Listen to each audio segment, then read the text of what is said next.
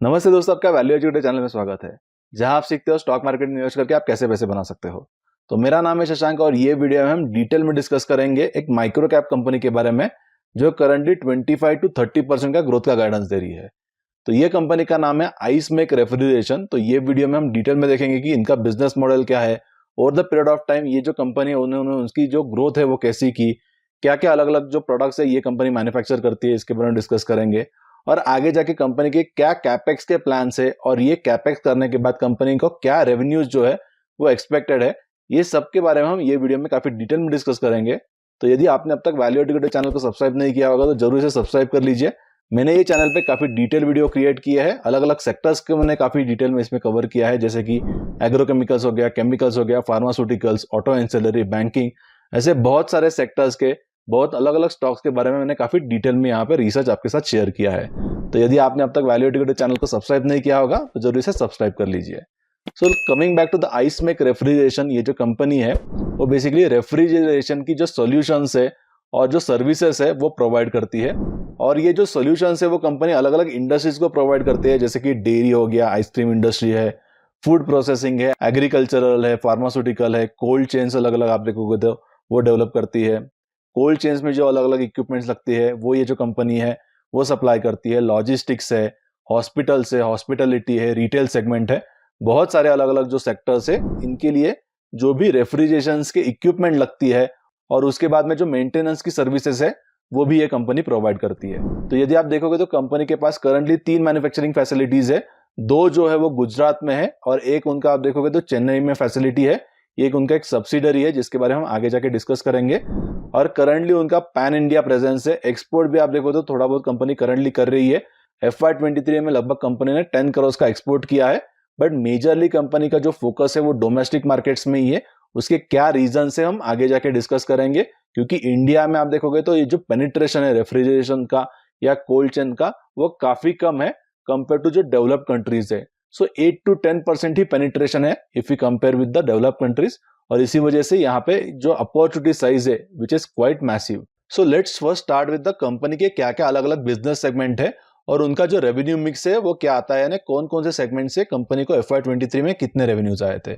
तो पहला आप देखोगे तो उनका मेजर जो रेवेन्यूज है वो कोल्ड रूम से आता है। लगभग 50% के रेवेन्यूज आए थे उनके FY23 में ये सेगमेंट से। और इसका मेजर जो यूज है वो प्रिजर्वेशन और स्टोरेज के लिए होता है। कमर्शियल रेफ्रिजरेशन उनका ये सेकंड सेगमेंट है, इससे लगभग आप देखोगे तो FY23 में 23% के रेवेन्यूज आए थे। और इसका जो यूसेज है वो फूड प्रोसेसिंग या अलग अलग जो इंडस्ट्रीज है इसमें होता है। थर्ड जो सेगमेंट है वो इंडस्ट्रियल रेफ्रिजरेशन का सेगमेंट है, जिससे कंपनी को सिर्फ 5% के रेवेन्यूज आते हैं। एंड इसका जो यूसेज है वो cooling and storage of large inventories के लिए होता है। इसके बाद में जो फोर्थ डिवीजन है या फोर्थ सेगमेंट है कंपनी का जिससे कंपनी के रेवेन्यूज आते हैं वो ट्रांसपोर्ट रेफ्रिजरेशन है, जिसमें कंपनी जो रेफ्रिजरेटेड ट्रक्स होते हैं इनका आप देखोगे तो इनका सप्लाई करती है, जिससे कंपनी को करंटली लगभग 10% के रेवेन्यूज आ रहे हैं। एंड जो लास्ट सेगमेंट है फिफ्थ वो अमोनिया बेस्ड रेफ्रिजरेशन है। तो अमोनिया बेस्ड रेफ्रिजरेशन से कंपनी को लगभग 12% के रेवेन्यूज आ रहे हैं। और ये जो सेगमेंट है उसमें काफी एक मैसिव ग्रोथ आप देखो तो कंपनी एक्सपेक्ट कर रही है, बिकॉज यहाँ पर जो ऑर्डर साइज है वो काफी बड़ी होती है। मिनिमम 50 लाख से शुरू होकर 20 करोड़ तक ये जो ऑर्डर्स है वो जा सकते हैं। करंटली भी कंपनी कुछ ऑर्डर जो है वो एग्जीक्यूट कर रही है। तो ये सेगमेंट में order size is much much higher compare to बाकी जो सेगमेंट्स है उसमें ऑर्डर साइज काफी कम होता है या छोटा साइज के ऑर्डर्स होते हैं। तो जनरली अमोनिया बेस्ड जो रेफ्रिजरेशन होता है वो बड़े स्केल के प्लांट्स में यूज होता है। डेयरी हो सकता है या आइसक्रीम हो सकता है या बाकी फूड प्रोसेसिंग या मल्टीपल अलग अलग इंडस्ट्री में इसके यूजेस है। बट यहाँ पर एक ही डिफरेंशिएशन है, जब भी बड़े साइज के प्लांट्स के लिए अमोनिया ही बेटर है, क्योंकि उसका टोटल जो कैपेक्स है वो भी कम हो जाता है। इसके बाद में रनिंग कॉस्ट जो है वो भी काफी कम हो जाती है, क्योंकि अमोनिया यूज करने से लगभग 10 to 15% एनर्जी में यानी जो पावर कंजम्पशन है इसमें भी रिडक्शन आ जाता है। इसके अलावा अनदर बेनिफिट ऑफ अमोनिया, ये आप देखो एक नेचुरल गैस होता है, इसके वजह से एनवायरमेंटल रिलेटेड जो कंसर्न्स है जो बाकी रेफ्रिजरेशन गैसेस में है वो अमोनिया में नहीं है। तो धीरे धीरे अमोनिया का भी आप देखो तो पेनिट्रेशन बढ़ रहा है एंड कंपनी को आगे जाके एक्सपेक्टेड है कि यहाँ से भी काफी अच्छे रेवेन्यूज आ सकते हैं। अनदर थिंग अबाउट ये बिजनेस डिवीजन की करंटली कंपनी के पास बहुत ज्यादा मैन्युफैक्चरिंग कैपेसिटी नहीं है अमोनिया के लिए, और मोस्ट ऑफ द जो प्रोडक्ट्स है वो आउटसोर्स ही कर रहा है। करंटली सिर्फ 10 to 15% ऑफ टोटल जो साइज है वही ये कंपनी इन हाउस प्रोड्यूस कर रही है, एंड बाकी मोस्टली जो कंपोनेंट्स है वो आउटसोर्स करते हैं। तो यहाँ पे उनको स्केल अप करने के लिए इतना डिफिकल्टी नहीं है, बिकॉज उनको मैन्युफैक्चरिंग इमीडिएटली सेटअप नहीं करना है। इसके अलावा हम आगे जाके डिस्कस करेंगे कि कंपनी करंटली जो कंटिन्यूस पीयूएफ पैनल है, कंटिन्यूस पफ पैनल है, इसका एक कैपेक्स कर रही है। वो कैपेक्स कंप्लीट होने के बाद जो अमोनिया का डिवीजन है, जिसके लिए कंपनी करंटली सिर्फ 10 to 15% इन हाउस मैन्युफैक्चरिंग कर रही है, वो कंटिन्यूस पफ पैनल के बाद लगभग 45% तक का वो इन हाउस ही मैन्युफैक्चरिंग कर सकते हैं। यानी उनके आगे जाके थोड़े मार्जिन भी यहाँ पर मुझे लगता है कि इंक्रीज हो सकते हैं, जिसके बारे में आगे जाके काफी डिटेल में डिस्कस करेंगे। अभी हमने जो कंपनी के बिजनेस डिविजन्स को डिस्कस किया, उसमें हर एक डिवीजन में कितना मार्जिन है उसके बारे में थोड़ा देख लेते हैं। एंड हर एक जो डिवीजन है उसमें एवरेज जो प्रोडक्ट है उसका टिकट साइज क्या है, यानी पर प्रोडक्ट का कितना कॉस्ट आ सकता है, इसके बारे में देख लेते हैं। तो कोल्ड रूम का जो डिवीजन है उसमें लगभग 28 to 32% के ग्रॉस मार्जिन होते हैं। कमर्शियल रेफ्रिजरेशन में लगभग 30 to 34% के ग्रॉस मार्जिन है, और ये जो सेगमेंट है वो मैक्सिमम जो ग्रॉस मार्जिन है वो कैटर करता है या प्रोवाइड करता है। इसके बाद में इंडस्ट्रियल रेफ्रिजरेशन में लगभग 28 to 31% के ग्रॉस मार्जिन है। ट्रांसपोर्ट रेफ्रिजरेशन में लगभग 15 to 19%। अमोनिया रेफ्रिजरेशन में 10 to 12%। अमोनिया में यहाँ पे सबसे कम ग्रॉस मार्जिन अवेलेबल है, बट यहाँ पे असेट टर्न्स ज्यादा हो सकते हैं, क्योंकि कंपनी को ज्यादा मैन्युफैक्चरिंग यहाँ पे नहीं करना है। वो मोस्ट ऑफ द जो प्रोडक्ट्स है वो आप देखो तो आउटसोर्स ही कर रहे हैं। And another advantage of the ammonia जो सेगमेंट है, जिसमें ऑर्डर साइज बड़ी होती है, यानी कंपनी ने बोला था कि यहाँ पे 1000 करोड़ के रेवेन्यूज अचीव करना only from the ammonia may not be the challenge, क्योंकि ज्यादा वहां पे उनको मैन्युफैक्चरिंग नहीं करना है। यहाँ पे मोस्ट ऑफ द जो चीजें होगी वो आउटसोर्स होगी, और इसी वजह से जो मार्जिन है वो कम हो गए, बट उनके असेट टर्न्स यहाँ पर ज्यादा हो सकते हैं। सेम मैन्युफैक्चरिंग फैसिलिटी यूज करके वो ज्यादा यहाँ पर रेवेन्यू शो कर सकते हैं। इसके बाद में यदि आप एवरेज टिकट साइज देखोगे तो कोल्ड रूम के लगभग 3 to 6.5 लाख होती है। कमर्शियल रेफ्रिजरेशन की 50 to 75,000 हो सकती है। इंडस्ट्रियल रेफ्रिजरेशन की लगभग 3.5 to 5.5 लाख है। ट्रांसपोर्ट रेफ्रिजरेशन की लगभग 3 to 5.5 लाख है। एंड अमोनिया रेफ्रिजरेशन यदि आप देखो तो मिनिमम यहाँ पर जो ऑर्डर साइज होती है वो 50 लाख हो सकती है, और यदि आप अपसाइड में देखोगे तो लगभग 20 करोड़ के भी जो ऑर्डर्स है वो अमोनिया रेफ्रिजरेशन ये जो सेगमेंट है उससे आ सकते हैं कंपनी को। यदि आप ये इंडस्ट्री में कंपटीशन देखोगे तो वोल्टास है, डाइकिन है, ब्लू स्टार है, या इसके अलावा कैरियर है, और बहुत सारी अलग अलग कंपनीज है। तो मोस्टली ये जो कंपनी है जैसे कि वोल्टास, डाइकिन या ब्लू स्टार, इनका जो मेजर बिजनेस है वो एयर कंडीशनिंग का बिजनेस है। एंड ये जो बाकी रेफ्रिजरेशन का बिजनेस है कमर्शियल यूजेस के लिए या इंडस्ट्रियल के लिए या इवन लॉजिस्टिक्स के लिए, अमोनिया, ये जो अलग अलग डिविजन है, इसमें उनका ज्यादा फोकस नहीं है। रेवेन्यूज भी ये सेगमेंट से काफी कम आते हैं। इसके अलावा पैनासोनिक भी उनका और एक कॉम्पिटिटर है। अभी हम कंपनी का ज्योग्राफिकल स्प्लिट देख लेते हैं, यानी कौन से ज्योग्राफी से कंपनी को मैक्सिमम रेवेन्यूज आते हैं या क्या उसका स्प्लिट है। तो कंपनी, जैसे कि मैंने आपको पहले बताया कि उनके गुजरात में 2 प्लांट्स है, तो मेजर जो फोकस है कंपनी का या मेजर उनके जो रेवेन्यूज आते हैं वो गुजरात से ही आते हैं। तो यदि आप देखोगे तो वेस्ट जो रीजन है वो लगभग 64% कॉन्ट्रीब्यूट करता है उनके ओवरऑल रेवेन्यूज में। नॉर्थ जो है वो लगभग 8% है, साउथ 10% है, ईस्ट 11% है। तो यहाँ पर यदि आप देखो तो करंटली कंपनी रिसेंटली एक कैपेक्स करनी है नॉर्थ ईस्ट ये जो रीजन है उसको कैटर करने के लिए। उन्होंने लगभग 2 करोड़ का कैपेक्स किया है यहाँ पर। So important point two understand about this industry is logistic cost ये इंडस्ट्री में काफी ज्यादा होती है। लगभग 8 to 12% की लॉजिस्टिक कॉस्ट होती है on full truck load. But suppose कोई इंटीरियर पार्ट्स में जाना है या order size suppose 3 to 5 lakh या इवन 10 लाख की है, छोटी ऑर्डर साइज है, तो वो केसेस में logistic cost can be 15 to 20%। इसीलिए यहाँ पर आपको अलग अलग ज्योग्राफीज में आपका मैन्युफैक्चरिंग सेटअप होना is very very important. Otherwise आप वहां पर कॉम्पीट नहीं कर पाओगे, क्योंकि आपका कॉस्ट ऑफ प्रोडक्शन बहुत ज्यादा हो जाएगा यदि आपकी लॉजिस्टिक कॉस्ट बहुत ज्यादा है। तो इसीलिए कंपनी का करंट जो बेस है वो गुजरात में है, एंड आगे जाके नॉर्थ ईस्ट का जो मार्केट है जिसमें ज्यादा कंपटीशन नहीं है, इसीलिए उन्होंने वहां पर एक छोटा सा कैपेक्स करके 2 करोड़ का कैपेक्स करके जस्ट दे आर चेकिंग कि यहाँ पर कितना अपॉर्चुनिटीज अवेलेबल है, क्योंकि वो मार्केट में ज्यादा कंपटीशन नहीं है। So they can penetrate very well, and manufacturing setup एक बार उनका आ जाएगा तो उनकी जो कॉस्ट ऑफ प्रोडक्शन है वो भी कम हो जाएगी। Logistic cost also they can control very well, और इसीलिए कंपनी ने वहां पे जाके करंटली एक्सपांड करने का प्लान किया है। सपोज उनको अच्छा रिस्पॉन्स आता है तो आगे जाके वो ये जो मैन्युफैक्चरिंग की कैपेसिटी है वो भी काफी बढ़ा सकते हैं। इसके अलावा सदर्न मार्केट को कैटर करने के लिए साउथ में भी कंपनी का एक प्लांट है, जो एक कंपनी का एक सब्सिडरी से आप देखो तो ऑपरेट होता है, बट यहाँ पर भी उनको स्पेस का कंस्ट्रेंट है। और दूसरा चैलेंज सदर्न मार्केट्स में क्या है कि वहां पर कंपटीशन बहुत ज्यादा है, और इसीलिए कंपनी सदर्न मार्केट्स में बहुत ज्यादा एक्सपांड नहीं कर रही है, बिकॉज वहां पर चेन्नई में हो गया या हैदराबाद में हो गया, इसके अलावा बैंगलोर में काफी एस्टेब्लिश्ड प्लेयर्स है जो वो लोकल मार्केट को कैटर करते हैं। इसी वजह से वहां पर पेनिट्रेशन करना या वहां पर मार्केट साइज इंक्रीज करना is very very difficult for the Ice Make refrigeration. इसके अलावा कंपनी ने कुछ एक्सपोर्ट्स भी शुरू किया है, उसके लिए कंपनी ने एक डेडिकेटेड टीम भी लगाई है। और यहाँ पर आप देखो तो कंपनी अफ्रीकन रीजन्स में या यूएस में भी एक्सपोर्ट करती है। FY23 में कंपनी ने लगभग 10 करोड़ के एक्सपोर्ट किए थे। बट मैनेजमेंट का ये कहना है कि एक्सपोर्ट में जो मार्जिन है वो थोड़े कम है compare to domestic, and domestic में अपॉर्चुनिटी साइज काफी बड़ा है और यहाँ पर पेनिट्रेशन करना भी क्वाइट ईजी है, बिकॉज उनका जो ब्रांड है या उनका जो आप देखो तो एक्सपीरियंस है लास्ट 30 ईयर्स से जो कंपनी है वो यही सेम बिजनेस में है, तो उनका काफी गुडविल भी क्रिएट किया है over the period of time. इसीलिए डोमेस्टिक मार्केट्स में पेनिट्रेट करना is much easier compare to exports, इसीलिए जो फोकस होगा आगे जाके कंपनी का वो डोमेस्टिक मार्केट्स में ही होगा। यदि आप ऑर्डर बुक देखोगे तो FY24 में Q1 में उनके पास लगभग 125 करोड़ का ऑर्डर बुक था और उन्होंने 65.48 करोड़ का एक बड़ा सबसे लार्जेस्ट ऑर्डर बैक किया था West Bengal livestock development corporation से। ये गवर्नमेंट ओन्ड एंटिटी है for the advancing livestock development in West Bengal. इसके बाद में कंपनी के अभी हम थोड़े वर्किंग कैपिटल के डिटेल्स देख लेते हैं। तो यदि आप देखो तो कंपनी को मोस्टली 30% एडवांस मिल जाता है उनको जो रिटेल के प्रोडक्ट्स है उसके लिए।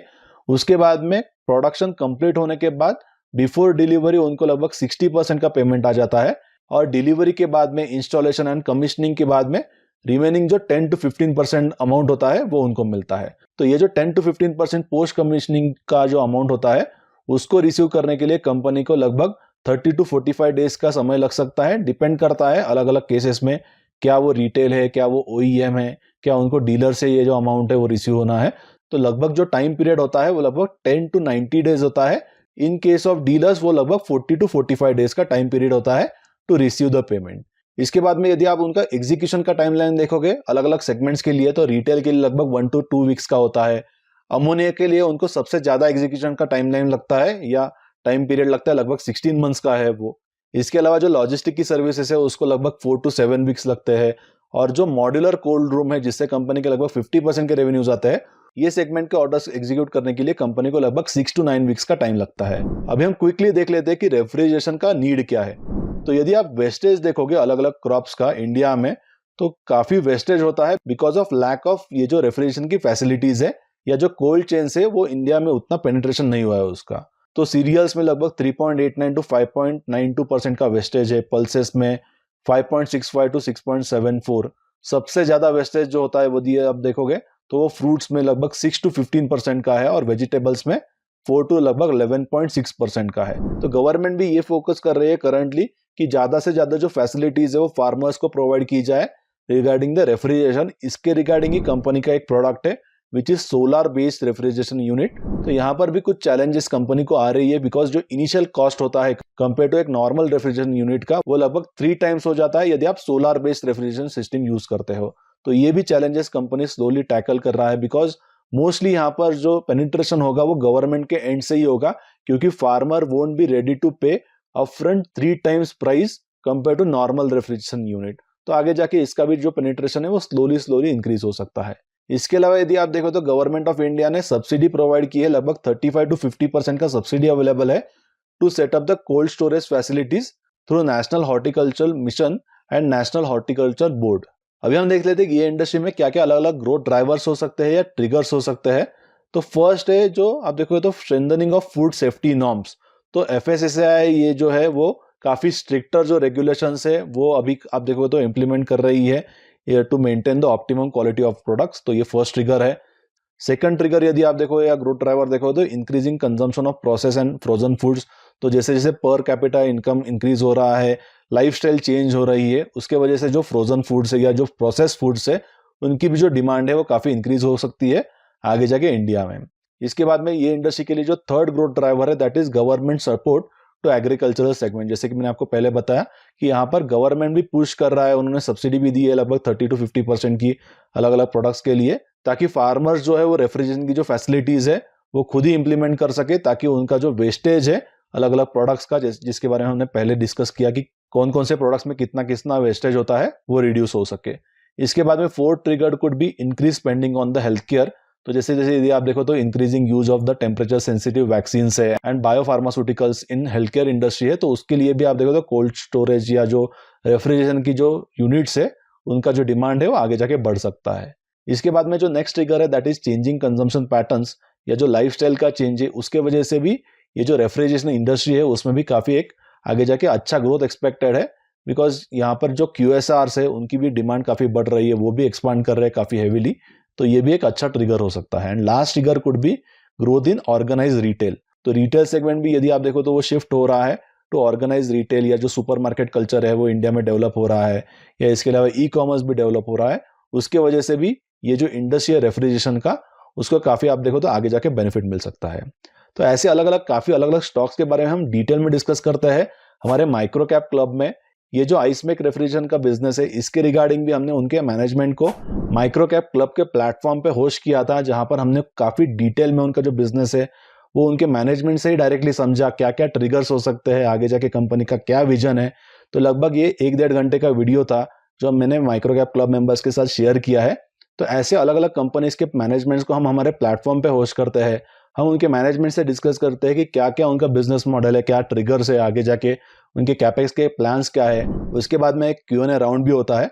तो ऐसे ही अब तक लगभग 15 से ज़्यादा अलग अलग मैनेजमेंट से हमने इंटरेक्शन किया है। 50+ अलग अलग micro and small size companies या मिड साइज की जो कंपनीज है उनके ऊपर ये जो रिपोर्ट्स है वो अवेलेबल है। ये जो सारे रिपोर्ट्स है या जो वीडियोज है मैनेजमेंट्स के, वो आप हमारे मोबाइल ऐप पे देख सकते हो। iOS एंड एंड्रॉयड दोनों के लिए ये जो ऐप है उस पर ये जो सारे वीडियोज एंड जो रिपोर्ट्स है वो एक्सेसिबल है। आप वेबसाइट पे भी ये सारे जो कंटेंट है वो एक्सेस कर सकते हो।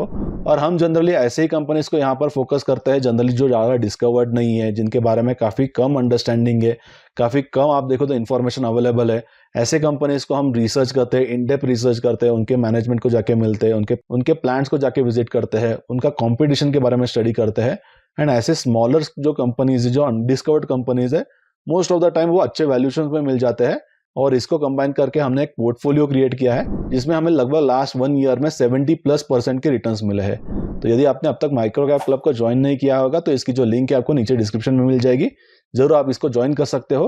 It will be one of the best investment for you.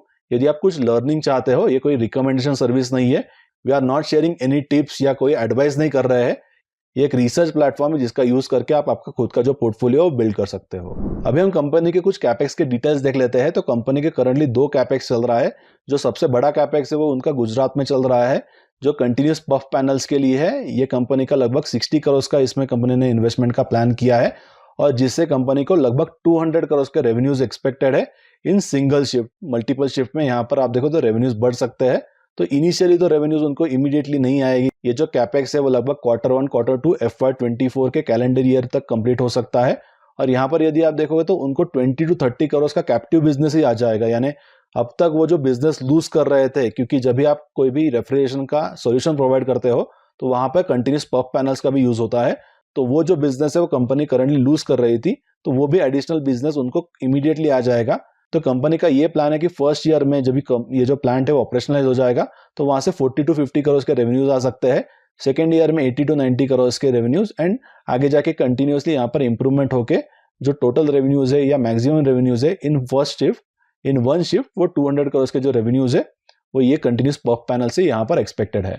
ये जो कंटिन्यूस पफ पैनल्स का प्लांट होगा, इसमें जो ग्रॉस मार्जिन हो गए ये प्रोडक्ट में ये थोड़े कम हो सकते हैं कंपेयर टू देयर एग्जिस्टिंग जो अलग अलग प्रोडक्ट्स है, बट जो फाइनली एबिटा मार्जिन से that will be similar to company के करंट जो प्रोडक्ट्स है। बिकॉज ये जो कंटिन्यूस पफ पैनल्स है उसका जो प्लांट है वो कंप्लीटली ऑटोमेटेड प्लांट है, यहाँ पर लेबर का कोई भी ज्यादा जरूरत नहीं होता, इसीलिए लेबर के जो एक्सपेंसेस है वो काफी कम हो जाएंगे। यानी जो फाइनली एबिटा मार्जिन है वो लगभग 9.5 to 10.5% के हो सकते हैं। तो कंपनी का करंटली यही फोकस होगा कि ज्यादा मार्जिन एक्सपेंशन पे फोकस नहीं करना है, ज्यादा से ज्यादा मार्केट शेयर उनको गेन करना है, उनके जो प्रोडक्ट्स है उनका विजिबल करना है मार्केट पे, और जो फोकस होगा वो रेवेन्यू के ग्रोथ पे ही होगा। इसलिए कंपनी ने लगभग 25 to 30% का रेवेन्यू का गाइडेंस दिया है गोइंग फॉरवर्ड।